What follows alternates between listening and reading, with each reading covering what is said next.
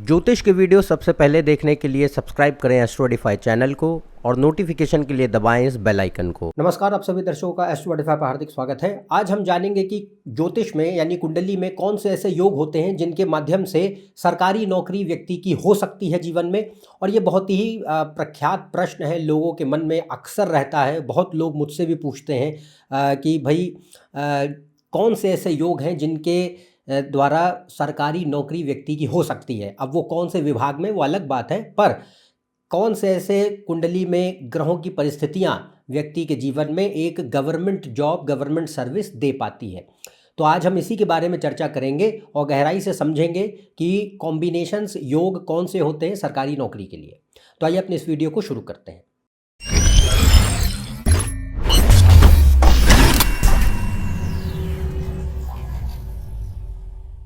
यदि आप उनसे कंसल्टेशन लेना चाहते हैं तो ऊपर दिए हुए वेबसाइट पर जा सकते हैं, इसका लिंक डिस्क्रिप्शन में मौजूद है। तो आज हम जान रहे हैं कि सरकारी नौकरी के योग क्या होते हैं कुंडली में। और देखिए, यहाँ हम जिन नियमों की आज बात करेंगे ये बहुत आसान है, आप अपनी कुंडली में बहुत ही सरल तरीके से इसे लागू करके देख भी सकते हैं। और जो भी व्यक्ति किसी भी स्तर पे, खास तौर से अगर अधिकारी के स्तर पे कार्य कर रहे हैं सरकार में किसी भी विभाग में, उससे फ़र्क नहीं पड़ता, पर ये योग अक्सर आपको ऐसे लोगों की कुंडलियों में ज़रूर देखने मिलेंगे जो गवर्नमेंट सर्विस में हैं या गवर्नमेंट जॉब्स कर रहे हैं। कोई भी डिपार्टमेंट्स में हो सकते हैं, ऑफिसर रैंक्स पे हैं, या फिर वो किसी भी प्रशासन यानी एडमिनिस्ट्रेटिव या मैनेजेरियल कैपेसिटीज़ में काम कर रहे हैं, प्रशासन प्रबंधन के क्षेत्रों में हैं, तो उसमें आपको ये योग अक्सर देखने को मिलेंगे। और इनसे ही पता चलता है कि भाई व्यक्ति के खुद के क्या सरकारी नौकरी के योग हैं या नहीं हैं। तो सबसे पहला, बड़े 3-4 ही सिंपल रूल्स हैं और इसको बहुत आसानी से आप लागू कर सकते हैं। सबसे पहले ये देखें कि सरकार के लिए 3 ग्रह प्राइमरी मुख्य माने गए, सूर्य, चंद्र और शनि। सूर्य, चंद्र, शनि का अगर कुंडली में 10वें भाव या 10वें भाव के स्वामी और 11वें भाव या 11वें भाव के स्वामी से संबंध सीधे तौर पे अच्छी परिस्थितियों में है, तो पहला ये एक अच्छा योग माना जाता है कि ये सरकार से किसी प्रकार का संबंध व्यक्ति का बना सकता है। पर ये पहली कंडीशन है। तो यहाँ पे ये है कि इनका प्रभाव बलशाली होना चाहिए। ये ग्रह अच्छे हैं, सूर्य, शनि, चंद्र अच्छी राशियों में, अच्छे भावों में है, और इनका सीधा संबंध 10वें भाव के स्वामी 11वें भाव के स्वामी से बने, तो ये पहला एक योग माना गया जो सरकारी क्षेत्रों में काम व्यक्ति को दे पाता है। दूसरी बात होती है कि सूर्य और शनि, ये 2 ग्रह गवर्नमेंट के लिए बहुत इंपॉर्टेंट होते हैं। आप किसी भी लेवल पे काम करते हो, छोटे से लेके बड़े तक, एक छोटा व्यक्ति जो किसी छोटे अधिकारी के स्तर से लेकर के मंत्री पद तक भी, हम यहाँ हालांकि राजनीति की बात नहीं कर रहे हैं, बट फिर भी सूर्य शनि जो होते हैं वो गवर्नमेंट, सरकार के कारक होते हैं, और चंद्रमा उसके बाद आता है। तो यहाँ पे ये है कि सूर्य है सरकार, प्रशासन, प्रबंधन, और शनि है सेवा, जन सेवा, मासिस, डेमोक्रेसी। तो शनि जनता का ग्रह होता है। तो ये अक्सर जितने भी सरकारी विभाग के कार्य होते हैं वो किसके लिए है? जनता की सेवा के लिए है। तो उसमें शनि का योगदान बहुत महत्वपूर्ण होता है। तो यहाँ पे सूर्य, शनि और चंद्रमा 3 ग्रह देखे जाते हैं। तो पहली तो ये कंडीशन हुई। दूसरे जो पॉइंट है वो ये कि सूर्य और शनि का विमशोपक बल जरूर देखना होता है। विमशोपक बल एक कॉन्सेप्ट है, अगर आप नहीं जानते तो आप इसके बारे में पढ़ सकते हैं, बट पॉइंट यह है कि विमशोपक बल यानी कि उसके पास स्ट्रेंथ कितनी है। 2 प्रकार के बल होते हैं, एक षडबल होता है और एक विमशोपक बल होता है। तो हम यहाँ पे षडबल की बात नहीं कर रहे हैं, हम बात कर रहे हैं विमशोपक बल की। तो पॉइंट्स वाइज उसके कितने विमशोपक बल हैं, तो विमशोपक बल जो होता है वो 0 से लेकर के 20 पॉइंट तक मैक्सिमम जाता है। तो 20 में से कितने अंक हैं, आप अपनी कुंडली स्टडी करेंगे तो उसमें देखिएगा कितने अंक हैं। तो सूर्य का और शनि का विमशोपक बल 10 अंक से ऊपर होना चाहिए। हालांकि कई ऐसे अगर बहुत ही बलवान कोई और योग बने हुए हैं तो ये कई बार ऐसा भी देखने मिलता है कि अगर 8 अंक भी हैं, 8, हालांकि वो बहुत लो पॉइंट माना गया है, बट अगर 8 अंक भी है तो भी जो है, पर योग अगर दूसरे बड़े उसको ओवर पावर कर देते तो भी वो गवर्नमेंट जॉब में मदद कर देता है। बट एक मिनिमम जो अच्छा पॉइंट होता है विमशोपक में वो होता है मिनिमम 10 और अबव, 10 या 10 से अधिक होना चाहिए, और 10 से जितना अधिक होगा उतना वो बलशाली माना जाएगा। तो सूर्य और शनि का विमशोपक बल ग्रेटर देन 10 आउट ऑफ 20। तो the more it is greater than 10 the better it is, the more powerful it is. ये दूसरा पॉइंट है। अगर विषोपक बल बहुत कमज़ोर होगा, मान लीजिए सिंगल डिजिट्स में है, 4, 5, 2, 3 ऐसे ऐसे चला गया है, तो फिर योग बने तो भी सरकारी नौकरी के पेपर वगैरह लोग देते रहते, क्लियर नहीं होते हैं। तो यहाँ पे ये बात रहेगी कि विषोपक बल बहुत मैटर करता है। दूसरी बात आती है अष्टक वर्ग में पॉइंट। अष्टक वर्ग का बल बहुत जरूरी है। तो अष्टक वर्ग क्या होता है, हर भाव के ऊपर एक पॉइंट्स आते हैं। अब ये भी आप अपनी कुंडली से देख सकते हैं कि हर भाव में कितने अष्टक वर्ग के पॉइंट गए हैं। तो जो है सूर्य से जो 11वां भाव है, सूर्य और शनि से 11वें और छठे के भाव के अंक देखने। तो जिस भी भाव में मान लीजिए सूर्य बैठा है, अभी हम इसको उदाहरण से भी समझेंगे ताकि आप क्लियर हो सके ये बात आपको। पर पॉइंट ये तीसरा नियम है। तो पहला नियम आपका हो गया, दूसरा विषोपक बल, तीसरा पॉइंट आता है अष्टक वर्ग में बल होना चाहिए। तो अष्टक वर्ग में क्या है, सूर्य से 11वें, शनि से 11वें भाव के बल मतलब अंक देखे जाते हैं। ऐसे ही सूर्य से और शनि से छठे भाव, तो जिस भी भाव में सूर्य कुंडली में है वहां से 11वां भाव और वहां से छठे भाव में कितने अष्टक वर्ग में पॉइंट आए हुए हैं। ऐसे ही शनि जिस भाव में कुंडली में कहीं पे भी बैठा है वहां से 11वें भाव और वहां से छठे भाव में कितने पॉइंट अष्टक वर्ग में गए हुए हैं।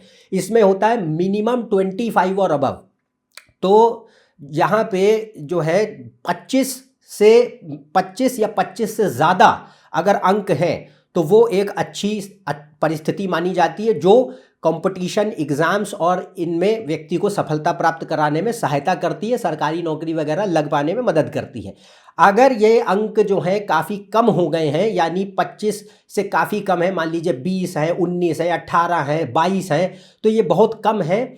इसलिए इसमें संघर्ष ज़्यादा होता है और इसमें सरकारी नौकरी में अगर दूसरे योग उसको ओवर पावर डोमिनेट कर दें तो जो है नौकरी के योग बनते हैं, अन्यथा इसमें बहुत कठिनाई होती है कि आसानी से जॉब मुश्किल नहीं लग पाता है। तो यहाँ पे अष्टक वर्ग में भी पॉइंट बहुत ज़रूरी मायने रखते हैं कि भाई सूर्य और शनि से 11वें स्थान पे और छठे स्थान पे कितने कितने पॉइंट गए हैं, मिनिमम 25 एंड अबव हैं तो वो अच्छी कंडीशन मानी जाती है। फिर अंत में एक ये जो रूल है ये भी सबसे महत्वपूर्ण है। अभी तक जितनी बातें कही, ये तीनों रूल्स, तीनों नियम बड़े इंपॉर्टेंट है, बट ये चौथा नियम जो है ये इन सबसे भी ज़्यादा महत्वपूर्ण माना जाता है। अब मैं यहाँ ये नहीं कहूँगा कि कौन बड़ा कौन छोटा, बट ये चारों नियम बड़े ही महत्वपूर्ण है एक सरकारी विभाग में या सरकारी नौकरी में काम करने के लिए। तो चौथा जो नियम है वो होता है जैमिनी ज्योतिष से हम देखते हैं। इसमें कॉन्सेप्ट होता है कारकांश लग्न। कारकांश लग्न क्या होता है कि जो भी आपका आत्मा कारक है, आत्मा कारक का अर्थ है जो भी ग्रह की डिग्री कुंडली में सबसे ज़्यादा है, मैक्सिमम डिग्री पे जो कुंडली में कोई भी ग्रह बैठा है एक्सेप्ट राहु केतु। राहु केतु को नहीं लेते, राहु केतु के अलावा जो भी ग्रह सबसे ज़्यादा डिग्री का है उसे आत्मा कारक माना जाएगा। अब आपको केवल एक ही चीज़ देखनी है कि नवांश कुंडली में D9 नवांश कुंडली में जो ग्रह की डिग्री सबसे ज़्यादा थी, जो आत्मा कारक है, वो नवांश में कौन सी राशि में बैठा है। जिस भी राशि में वो बैठा है उसको अपनी जन्म कुंडली में उसको लग्न बना दीजिए। मान लीजिए आत्मा कारक लग्न कुंडली में मेष राशि में था और नवांश कुंडली में सिंह राशि में चला गया, तो अब जन्म कुंडली में सिंह राशि को लग्न बना दीजिए। कोई भी लग्न आपका, उससे फर्क नहीं पड़ता, बट सिंह राशि को लग्न बना दीजिए और ये होगा, इसे कहेंगे कारकांश लग्न। अब यहाँ से जो है ये दिखाएगा कि कैसे इसके योग बनते, वो बताता हूँ। तो कारकांश लग्न से जो दूसरा भाव है वो बहुत महत्वपूर्ण होता है नौकरी चाकरी के लिए, कोई भी जॉब हो। पर क्योंकि हम यहाँ गवर्नमेंट की बात कर रहे हैं तो यहाँ पे कारकांश लग्न से जो दूसरा भाव है, अगर दूसरा भाव या दूसरे भाव का स्वामी, उसका संबंध सूर्य या शुक्र से है, बाकी किसी एक ग्रह की बात नहीं, सिर्फ सूर्य या शुक्र। अगर सूर्य या शुक्र का प्रभाव कारकांश लग्न के ऊपर, कारकांश लग्न के स्वामी के ऊपर, कारकांश लग्न से दूसरे भाव के ऊपर और कारकांश लग्न से दूसरे भाव के स्वामी के ऊपर, या कारकांश लग्न से 10वें भाव के ऊपर और 10वें भाव के स्वामी के ऊपर, तो कारकांश लग्न एंड लग्न लॉर्ड, कारकांश लग्न से 10वें और दूसरे भाव पर या दूसरे और 10वें भाव के स्वामियों पर सिर्फ 2 ग्रहों का प्रभाव होना चाहिए, सूर्य और शुक्र। और ये कैसे, यहाँ पे राशि दृष्टि देखी जाती है, ग्रह दृष्टि नहीं देखी जाती है। तो राशि दृष्टि, इसके लिए मैंने ऑलरेडी जैमिनी, जो लोग नहीं समझते हैं, मैंने ऑलरेडी जो है इसके ऊपर वीडियो बनाया है कि कैसे जैमिनी ज्योतिष में ग्रह काम करते हैं। आप उसको प्लेलिस्ट में देख सकते हैं, उसका लिंक ऊपर दिखाया जा रहा है। पर यहाँ पे राशि दृष्टि देखी जाती है, ग्रह दृष्टि नहीं देखी जाती है। तो ये जो कारकांश लग्न से 3 भावों की मैंने बात कही, इन पे अगर सूर्य शुक्र का प्रभाव है अच्छा, तो ये भी बहुत उत्तम माना जाता है आपका सरकारी नौकरी या सरकारी महकमों में काम करने के लिए। और अगर वो ग्रह अच्छे जैमिनी राजयोग बनाएंगे तो जैमिनी राजयोग कौन सी सूरतों में बनते हैं उसके ऊपर भी मैंने ऑलरेडी वही प्लेलिस्ट में वीडियोस आपको मेंशन्ड है, आप देख सकते हैं। अगर वो जैमिनी राजयोग भी बना रहे हैं तो वो उतनी ही बलशाली और श्रेष्ठतम स्थिति मानी जाएगी सरकारी नौकरी में अच्छे पदों पर कार्यरत होने के लिए भी। तो ये 4 ही रूल हैं जिनको आपको लगाना है। और ये जन्म कुंडली में अभी आपको देखेंगे, करकांश लग्न से देखेंगे, और फिर बाद में आप देखना चाहें तो दशमांश कुंडली देखी जाती है, उसमें भी देख सकते हैं। जो हमने बाकी पहले 3 रूल बोले थे, तो सूर्य, शनि, चंद्रमा का प्रभाव वगैरह वो आप दशमांश में भी देख सकते हैं। बट सबसे पहले you will apply this in the birth chart. तो अब इसको जल्दी से उदाहरण से समझते हैं। आप यहाँ पे अपने स्क्रीन पर इस वक्त देख पा रहे हैं, ये देखिए बहुत ही प्रख्यात कुंडली है श्रीमती किरण बेदी जी की। इसमें देखिए क्या, ये आप भली भांति सब लोग जानते हैं कि ये पहली महिला पुलिस अधिकारी रहीं, IPS ऑफिसर। और इसमें देखिए कि पहले जो हमने सिंपल रूल आपको बोले उन्हीं को अप्लाई करेंगे। तो यहाँ पे अगर देखें तो जैसे कि 10वां भाव करियर का होता है, तो अब 10वें भाव का स्वामी इनका कौन है? बुध है। अब बुध यहाँ पे किसके साथ गया? सूर्य के साथ गया है, ठीक है। अब सूर्य के साथ ही नहीं है बल्कि साथ में वो म्यूचुअल एस्पेक्ट में किसके साथ है? चंद्रमा के। तो सूर्य आ गया, चंद्रमा आ गया, और दूसरा एक बात देखेंगे कि बुध जो है चंद्र के नक्षत्र में भी गया है, रोहिणी में। तो हमारे पास क्या हुआ कि सूर्य और चंद्रमा का प्रभाव अच्छा है। दूसरा, बुध राजयोग भी बनाता है क्योंकि बुध का शुक्र से परिवर्तन है, तो नवमेश और दशमेश अच्छा योग भी बनता है। तीसरा, शनि की इसके ऊपर दृष्टि हुई है, और शनि कहाँ है? सिंह में है। सिंह राशि में शनि काफ़ी अच्छा माना जाता है लीडरशिप, अथॉरिटी, पावर पोजीशन में सर्व करने के लिए। यहाँ पे मैं सिर्फ गवर्नमेंट की बात नहीं कर रहा हूँ, जो लोग प्राइवेट में भी हैं उनके लिए भी अगर अच्छी पोजीशंस में शनि है सिंह में तो वो काफ़ी बलशाली माना जाता है लीडरशिप, अथॉरिटी और पावरफुल पोजीशन में सर्व करने के लिए। बट क्योंकि यहाँ सिंह में शनि है, उसकी दृष्टि है, और सूर्य और चंद्रमा का सीधा प्रभाव है बुध के ऊपर जो दशमेश है, तो इससे ये बात पता चलती है कि सरकारी नौकरी की पहली जो योग थे वो क्लियर हो गए। दूसरा है कि हमने विमशोपक बल की बात कही थी। अब यहाँ देखिए ये VB नजर आ रहा है, विमशोपक बल। तो सूर्य के कितने नंबर है? 14 नंबर है। ऐसे ही शनि के कितने? 13 नंबर है। तो हमने कही 10 या 10 से ज़्यादा, तो ये यहाँ पे भी दूसरी कंडीशन सेटिस्फाई। तीसरा, हमने अष्टक वर्ग की बात कही थी, सूर्य और शनि से 11वें और छठे भाव को देखिए, वहाँ से 11वें और छठे भाव में अंक जो हैं वो 25 या 25 से ज़्यादा होने चाहिए। तो सूर्य से 11वें भाव में, यानी कि 7वें भाव में कितने? 32 नंबर है यहाँ पे, 32, ये नीचे लिखा हुआ है 32, तो यहाँ पे 32 पॉइंट आ गए, अच्छा है। ऐसे सूर्य से छठे स्थान पे कितने नंबर है? यहाँ पे 28 नंबर है, तो यहाँ पे जो है पॉइंट सही है। ऐसे ही शनि से 11वां स्थान, शनि से 11वां कितना है? 29 पॉइंट्स है, 29 नंबर है, तो ये एक हो गया। और शनि से छठे स्थान यानी 5वें भाव पे कितने हैं? 27 नंबर है। तो अष्टक वर्ग में भी जो है हमारे पास क्लियर हो गया, यानी तीसरा नियम फुलफिल्ड। अब देखेंगे करकांश लग्न, तो इनके केस में आत्मा कारक कौन है? सबसे ज़्यादा डिग्री किसकी? सूर्य की है, 25 डिग्री 4 मिनट। अब सूर्य को हमने क्या बात कही कि नवांश में कौन सी राशि में? सिंह में। अब इनका लग्न कन्या है, उससे हमें फर्क नहीं पड़ता। बट अब यहाँ पे करकांश लग्न जैमिनी के कॉन्सेप्ट से अगर देखेंगे तो सिंह राशि को लग्न बना दीजिए। अगर लग्न बनाया तो अब इसे ये करकांश लग्न बना। और करकांश लग्न से अगर आप देखें तो हमने क्या बात कही थी कि शुक्र और सूर्य का ही 2 ही ग्रहों का प्रभाव लग्न 10वें या दूसरे भाव से बनना चाहिए कैसे भी करके। तो अब यहाँ पे सूर्य क्या है? लग्नेश है, सिंह का स्वामी कौन? सूर्य। कहाँ बैठा? 10वें भाव में, हाँ। और दूसरा, शुक्र कौन है? 10वें भाव का स्वामी है, और शुक्र की राशि दृष्टि कहाँ है? दूसरे भाव के ऊपर गई हुई है। दूसरे भाव का स्वामी कौन है? बुध है, सूर्य के साथ बैठा है। तो यहाँ पे सेकेंड हाउस, फर्स्ट हाउस और 10th हाउस, तीनों का रिलेशन सूर्य और शुक्र से बन गया है। और एक कॉन्सेप्ट और होता है कि क्योंकि जैसे शनि और बुध यहाँ केंद्र में गए हुए हैं, ये जैमिनी में राजयोग की परिस्थिति मानी गई जो व्यक्ति को ख्याति भी प्रदान करता है। तो इससे हमने ये एक बात देखी कि यहाँ पे सारे जितने भी नियम हमने अभी बोले वो सारे यहाँ पे फुलफिल हो रहे हैं, जिससे ये ऑब्वियसली पता चलता है कि यहाँ पे इनकी जो गवर्नमेंट जॉब सीनियर स्केल पे रही। अच्छा, अब दशा भी बहुत मैटर करती है, क्योंकि दशा ज़रूर देखें कि कौन सी दशा है, क्या जॉब लेने के लिए दशा आपकी मददगार है या शत्रु पक्ष की दशा चल रही है, तो स्ट्रगल उतना ही होगा। तो यहाँ पे अब देखिए कि जो पहली दफ़ा ये भारतीय पुलिस सेवा में कार्यरत हुई तो उस समय था जुलाई 1972। तो 1972 जुलाई में ये पहली दफ़ा वहाँ पे भर्ती हुई।